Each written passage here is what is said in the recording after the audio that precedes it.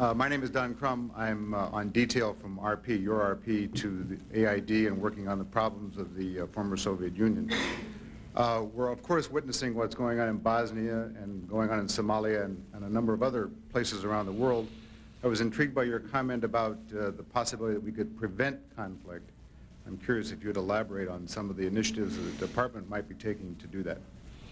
Well, I think we have this new unit that has been set up building on the Human Rights Bureau here, now the new Bureau of Democracy, Human Rights, and Labor. One of the issues that we've talked about coming out of the Vienna Human Rights Conference, which really consumed everybody, one of the issues coming out of that is conflict resolution. And what do we know about conflict? What might we do? What do we learn from other experiences? The CSCE has started to get very involved in that in Central and Eastern Europe, as you know, and has done some very innovative work on that subject. There are a number of academic institutions and figures in the United States who've started to think about, what did we learn from the Cold War and our experience of dealing with the Russians that might be applicable to this kind of conflict resolution, meaning transparencies, confidence-building measures. How do you go about getting ethnic minorities that have been, maybe coming back at each other again to be able to deal with each other and work with each other and understand each other so that you can avoid this? How much of this can we engage in, and what might we do in American foreign policy to do that? What better information should we be collecting? What should we be asking our embassies to do in a different way to watch this kind of conflict? What are the indicators of this kind of conflict? What happens in an elected government when you have institutions of public communication that become less and less democratic or less and less open? And are those symptoms of a changing set of political institutions? There are a whole series of questions and issues. And John and that Bureau are going to start the work working with USIA, working with AID and others to try to frame how do we change the way in which we ask our foreign service officers, our embassies, the way in which we deal with other countries. How do we do this job differently to focus on conflict resolution? So it's an interesting and complex new kind of a challenge. Mr. Wirth, may I interrupt to say that the Open Forum is going to undertake 2 task forces in the future.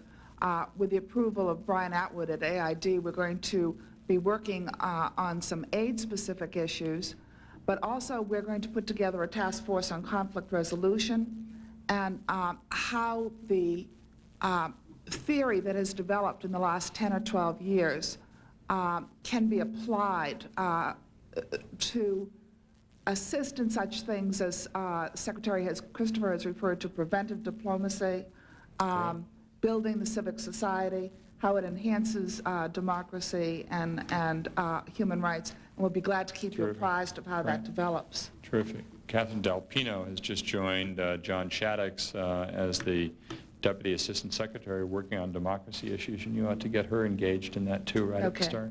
Okay. My name is Erin McNeil from the Office of Population at AID, and I wanted to know how the administration proposes to have an effective and credible strategy for population and reproductive health when our house is not really in order at home. Well, expand on that a little bit so I don't have to interpret what you mean by our house being in order at home.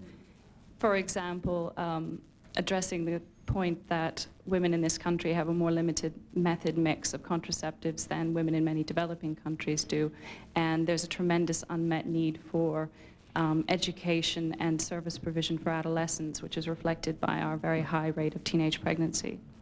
Well, I think that the administration obviously signaled its intent, not only in the campaign, but I think the first executive orders issued by the administration were getting rid of the gag rule, which was, pretty appalling. Anyway, getting rid of the gag rule, changing the Mexico City policy, changing the U.S. military policy on abortions in military hospitals overseas.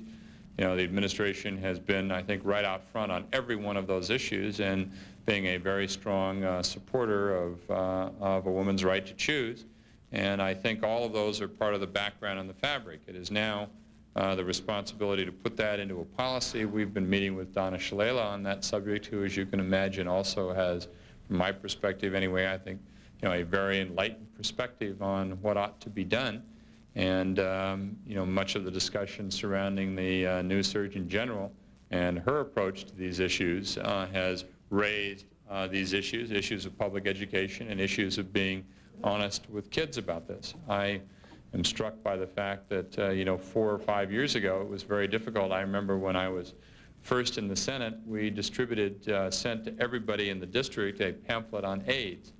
And that was something that everybody said in 1987, oh, you shouldn't do that. They were talking about something that nobody wants to talk about. I mean, imagine how far we've come in a 5-year period of time. And I would hope that we could make that kind of progress here at home, not only on being honest about the education of our youth and providing everybody in our society, no matter who they are, with family planning information and training, everybody, that is an absolutely essential thing for us to do. And then that's going to inevitably lead to the next question, isn't it? And that next question is, what about a U.S. population policy? We are pretty smug about the fact that we in the United States have a very low birth rate, but that really begs the question of what does a low birth rate mean, and how does that relate to consumption? And while we may have a very low birth rate in the United States and low population growth domestically, the consumption of each American birth, each American child born is consuming some 30 times more than what a child elsewhere in the world is going to be consuming. And what impact does that have on the environment? What does that tell us about our responsibilities to the rest of the world and responsibilities to lead?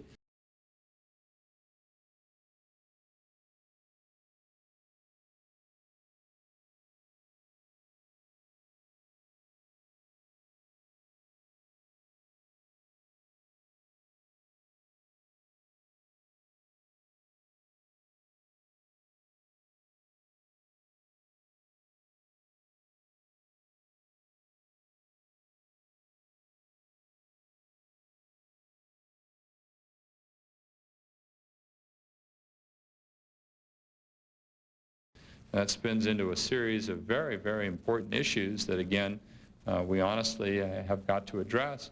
And I was yesterday at the President's Council on Sustainable Development, which has been appointed to look at the future of the United States in a sustainable development course, and brought up there, as did a number of other individuals, the very important issue of population and consumption in the United States. There's a continuum here that we have to get to, and a number of us, I'm sure, will take a great deal of political flack for doing that, but it has to be done.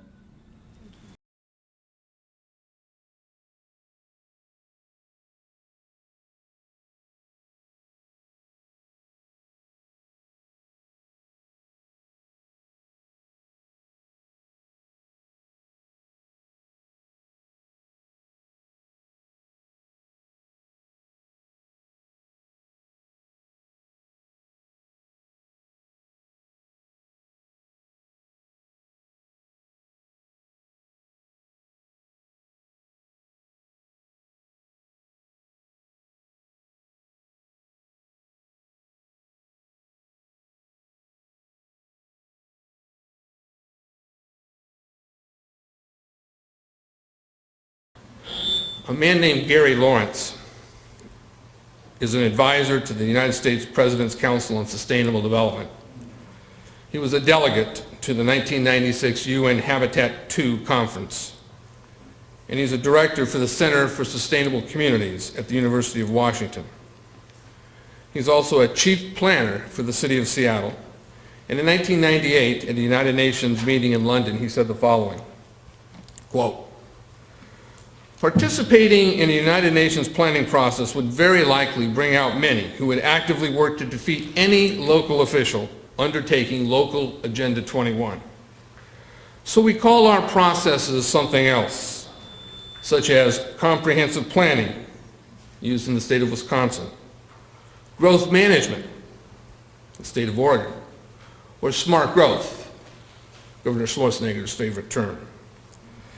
Today, terms like visioning, common, such as Common Ground Monterey, 2020, 2020 San Fernando Valley, 2020, you name it, there's probably 20 counties in California that use the term 2020 to describe their Agenda 21 program, or community plan are used in lieu of Agenda 21.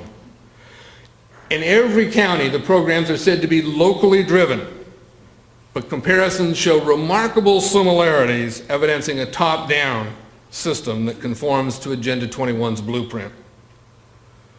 The global to local scheme is facilitated with federal agents, with federal dollars, and change agents coming out of every college across the country.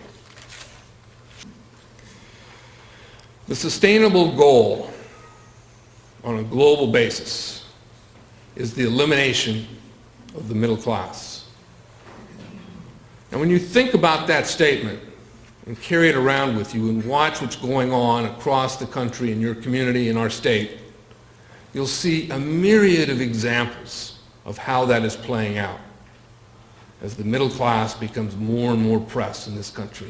It is the American middle class that is the primary target of sustainable developers around the world. At their kickoff conference in Rio de Janeiro in 1992, the Secretary General of the United Nations for the Sustainable Development Program is a man named Maurice Strong. Maurice Strong is a Canadian oil billionaire. Today he lives in Red China. He got caught up in the oil for food scandal and had to escape the West, and the only place he could find that wouldn't prosecute him was Red China. That's where he lives today. But in 1992, when addressing the attendees at the conference in Rio, he said the following, quote, "Current lifestyles and consumption patterns of the affluent middle class," that includes everybody in this room, "that involve meat intake, use of fossil fuels, which you used to get here today, appliances, particularly refrigeration, home and work air conditioning, and get this, suburban housing are not sustainable." Well, that's why free enterprise builders can't build homes in Santa Cruz County, and why public-private partners can build these stack them and pack them units that are going to just inundate not only Santa Cruz, but the entire Bay Area. Go over to 680 and 580 and watch how they're being built in Livermore. Just jammed together, sky high, in a way where the roads cannot handle a car for every person. There's simply too many people located in a small area, driving the force even harder to get us all out of our cars. Please. Good afternoon. My name is Bill Lyerly from AID Africa Bureau. In the past few years, we've seen a number of occasions in which DoD assets have been very much involved in what I call non-traditional military activities to promote our foreign policy interests, namely northern Iraq, more recently Somalia. Given the four areas of, or four goals or four priorities, how do you see DoD assets being used, or do you see more coordination between the Department, AID, DoD, et cetera, in forwarding our, what some people call non-lethal foreign policy interests? And how do you see that being coordinated within the new infrastructure that's being developed, given that DoD, the Office of the Secretary of Defense, is currently undergoing reorganization as well?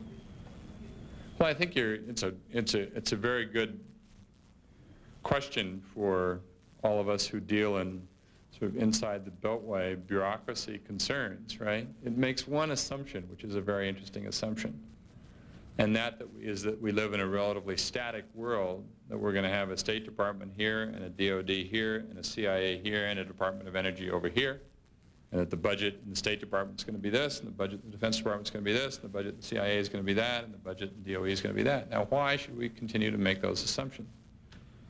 It seems to me that if we are really looking at a foreign policy and a set of foreign policy challenges and a set of expectations from the American public that are changing as much as I believe that they are, we then have a responsibility as well to change those institutions and to change those budgets. And the more rapidly we change those budgets to reflect what the world looks like in the year 2000 rather than in the year 1950, the better off we are going to be. We cannot get from here to there, given the current arrangements on which we are depending. We cannot do the nation's foreign policy business, which is we cannot reach the challenges that the American people, I believe, want us to undertake You know, I think that that is what the President has been talking about, and what the Vice President Gore has been talking about, what Secretary Christopher has been talking about, is reaching these new set of challenges and responsibilities placed on this administration, this government, by an election in 1988 and by the expectations of Americans in all of these new areas, unless we're willing to make some pretty sharp changes. So that's really the underlying answer that has to come. We can jimmy around on the surface and sort of, you know, steal money here and do all of the interagency discussions that you all are involved with and try to get, you know, a little bit here and a little bit there and get them to pick up these responsibilities. But fundamentally, we have to go back to that, those basic set of arrangements, don't we?